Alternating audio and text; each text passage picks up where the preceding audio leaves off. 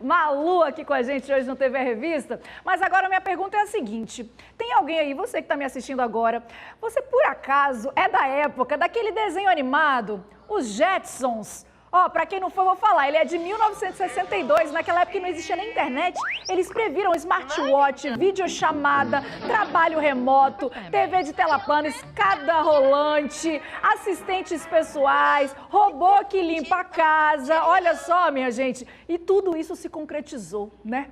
Mas e hoje, em 2026, é possível prever o futuro? Ou a tecnologia e os desafios caminham de forma tão acelerada que atropelam até as previsões? Eu vou conversar agora com a pesquisadora de futuros, Carolina Maria, que está aqui do meu lado. Seja muito bem-vinda, viu, Carol? Obrigada. Quando a gente fala em prever futuro, acho que muita gente imagina assim, a mãe de Ná, né, uma bola de cristal, né? Como que se pesquisa futuro, Carol? Tem uma metodologia?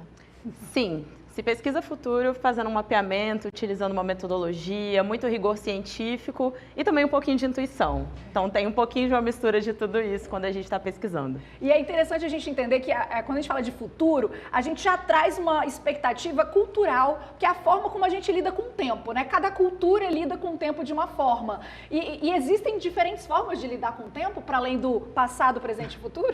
Com certeza. A gente tem sociedades que lidam com o tempo de maneira totalmente diferente, inclusive inversa a nossa. Enquanto a gente olha para frente, indica a frente como futuro, a gente tem sociedades que para frente é o passado. Por exemplo, tem sociedades que o tempo gira de forma cíclica, então isso interfere muito na maneira como a gente experiencia o tempo e como a gente pensa sobre ele também. Gente, mas é muito curioso falar sobre futuro, pessoal, principalmente porque a gente pensa o seguinte: todo mundo acha que tem essa curiosidade do que vem pela frente, mas quando a gente pesquisa é importante diferenciar o que é tendência e o que é futuro, assim mesmo, que é o que pode acontecer, né? Como que diferencia isso?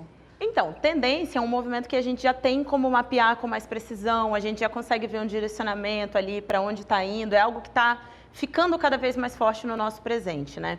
Uma tendência, ela pode estar dentro de uma pesquisa de futuros, mas uma pesquisa de futuros não se resume a olhar para tendências. Então, a gente pode olhar, por exemplo, num longo prazo, pode olhar num médio prazo, tudo depende ali do motivo pelo qual a gente está pesquisando. E agora, a gente está vivendo um momento de muita instabilidade no mundo, né? Quando a gente pensa guerras, situações controversas políticas na economia, enfim, na forma cultural como a gente se relaciona a partir da tecnologia.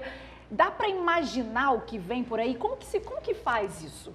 Dá para imaginar, dá para imaginar. A gente olha para o futuro, na verdade, ancorados no presente. Então, a gente vai ver os sinais do presente, o que eles nos indicam sobre os futuros, né? A gente fala futuros porque são possibilidades, a gente gosta de explorar possibilidades.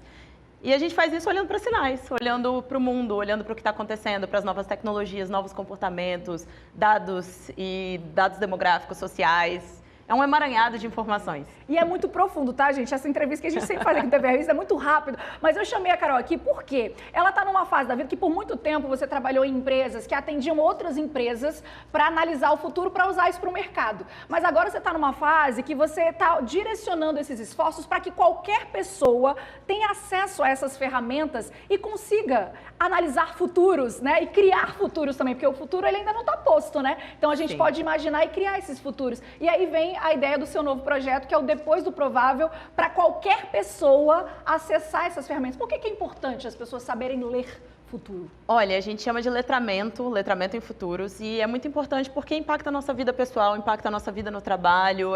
Se a gente consegue pensar sobre as possibilidades do porvir, a gente vai conseguir agir melhor no presente. Então, eu acredito muito nisso, e esse projeto é sobre letrar mais as pessoas em futuros. E a Carol está fazendo isso gratuitamente.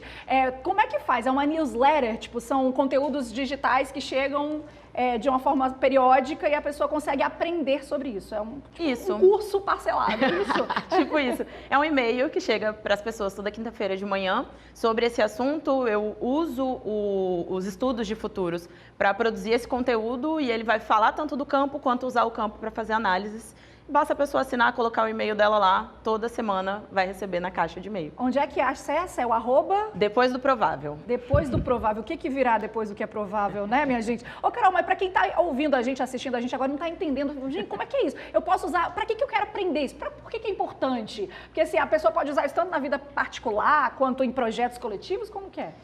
Olha, é muito importante porque absolutamente tudo que a gente faz deixa rastro, deixa pegada, então a gente precisa se preocupar com o nosso futuro, com as próximas gerações, com quem a gente vai ser logo mais. Então, é muito importante de maneira geral, assim, o letramento ele pode ser benéfico para toda a sociedade. Então, não é uma coisa que é para ficar restrita só nas corporações e com as empresas, e é nisso que eu acredito.